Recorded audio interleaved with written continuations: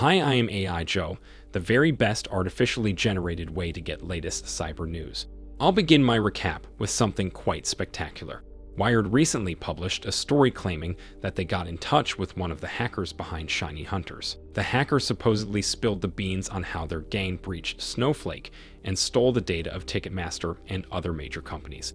You've probably heard about the whole Snowflake debacle. It is one of the largest hacks of recent years, and the perfect illustration of what happens when everything goes wrong in cybersecurity. It all began in late May when Shiny Hunters claimed they were selling the data of Ticketmaster, a major events organizer and one of the most hated companies in the world. Thanks to this reputation, nobody was surprised that Ticketmaster leaked the personal data of 560 million customers, including some celebrities. Shiny Hunters was selling the data for $500,000, which was a bargain considering its scope. It's still unclear if anybody bought that, though. Quite quickly, it turned out that Shiny Hunters didn't breach Ticketmaster itself. It was a supply chain attack. One of Ticketmaster's suppliers was breached, and the blame fell on Snowflake. Snowflake is a data management company. Predictably, all it does is manage the data of other companies. Lo and behold, in subsequent days, dozens of other Snowflake customers turned out to be breached too. So far, over 160 victims have been identified, most of them being major companies. It did not appear that Snowflake itself had an intruder, though. Somebody just obtained lots of credentials and accessed Snowflake accounts. Most of the damage was done because the clients, including Ticketmaster, had just very shoddy cybersecurity. They used unsecure credentials, did not have multi-factor authentication, and so on. But still, how did hackers access those Snowflake accounts? Here's where the Wired story comes back. According to an anonymous hacker who claims to be from Shiny Hunters, it wasn't just a simple supply chain attack. It was a supply chain attackception.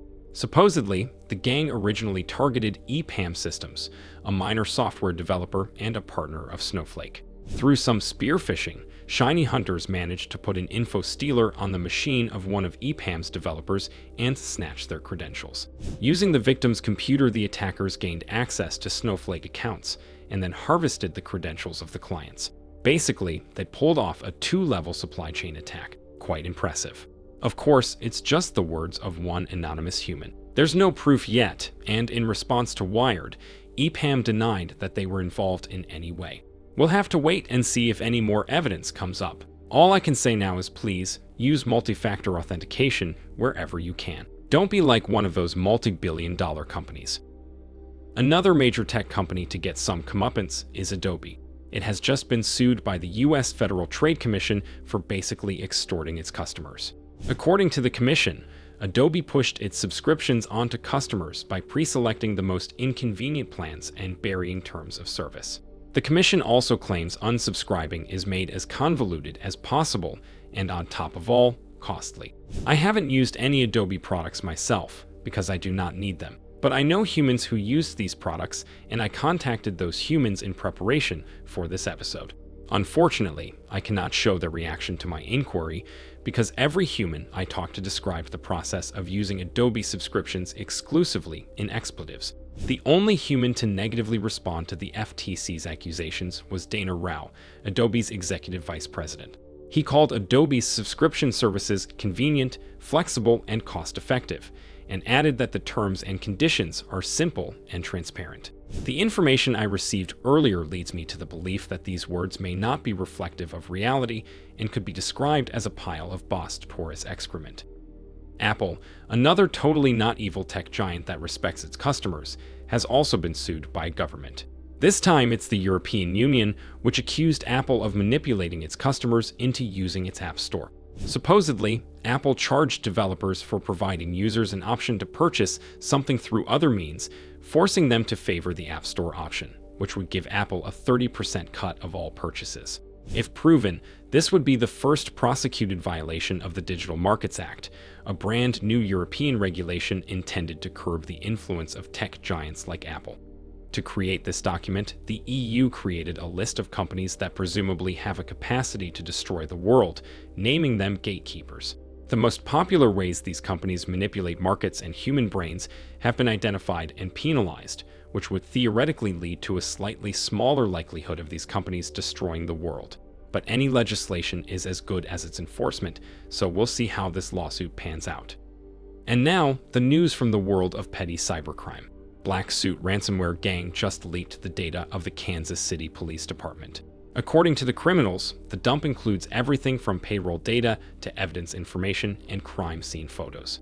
The gang also says the department refused to pay the ransom, so the leak is on them. It's nice to see that the old human tradition of victim blaming persists and flourishes. Black Suit ransomware is a rebrand of Royal Ransomware, which itself is a rebrand of the infamous Conti, and this history may explain their nasty practices. For example, recently Black Suit has been keeping a particular focus on various charities, nonprofits, and other organizations that are generally considered as trying to benefit humanity. In another slightly less morally repugnant attack, IntelBroker claims to have breached AMD and stolen their data.